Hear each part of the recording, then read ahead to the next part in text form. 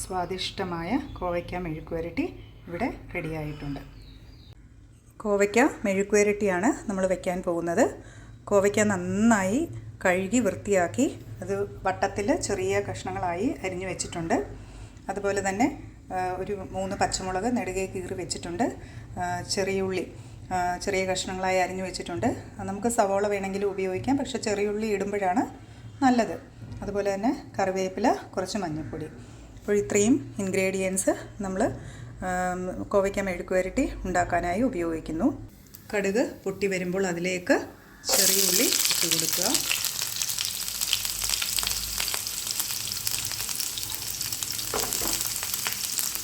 പച്ചമുളക്, കറിവേപ്പില ഇത്രയും ഇട്ട് കൊടുത്ത് നന്നായി ഇളക്കി 1 മിനിറ്റ് ഒന്ന് വഴറ്റിയെടുക്കുക. ഉള്ളി നന്നായി വഴണ്ട് വന്നിട്ടുണ്ട്. ഇതിലേക്ക് നമ്മൾ അരിഞ്ഞു വെച്ചിരിക്കുന്ന കോവയ്ക്കയും മഞ്ഞൾപ്പൊടിയും ഇട്ട് കൊടുക്കാവുന്നതാണ്.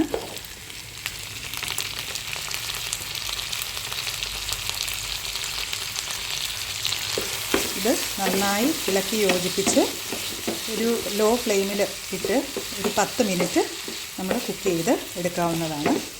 ഇടയ്ക്കിടയ്ക്ക് തുറന്ന് ഇളക്കി കൊടുക്കണം. ആവശ്യത്തിന് ഉപ്പ് കൂടെ ഈ സമയത്ത് നമുക്ക് ചേർക്കാം. ആവശ്യത്തിന് ഉപ്പ് കൂടെ ഇതിൽ ചേർക്കുന്നുണ്ട്. നന്നായി ഇളക്കി യോജിപ്പിച്ച് നമ്മൾ ഇത് അടച്ചു വെച്ച് ഒരു 10 മിനിറ്റ് കുക്ക് ചെയ്തെടുക്കാം.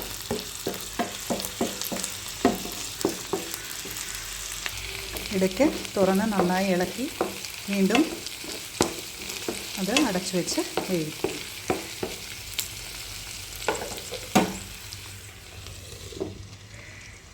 അല്പം മുളക് പൊടി കൂടെ ഇട്ട് കൊടുത്തിട്ടുണ്ട്.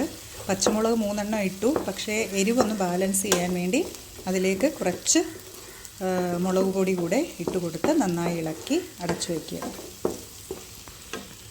അങ്ങനെ നമ്മളുടെ സ്വാദിഷ്ടമായ കോവയ്ക്ക മെഴുക്കുവരട്ടി റെഡിയായിട്ടുണ്ട്. നമുക്കിനി ഒരു സെർവിങ് പാനിലേക്ക് മാറ്റാം. അങ്ങനെ സ്വാദിഷ്ടമായ കോവയ്ക്ക മെഴുക്കുവരട്ടി ഇവിടെ റെഡിയായിട്ടുണ്ട്. അഭിപ്രായങ്ങൾ കമൻറ്റായി അറിയിക്കുക.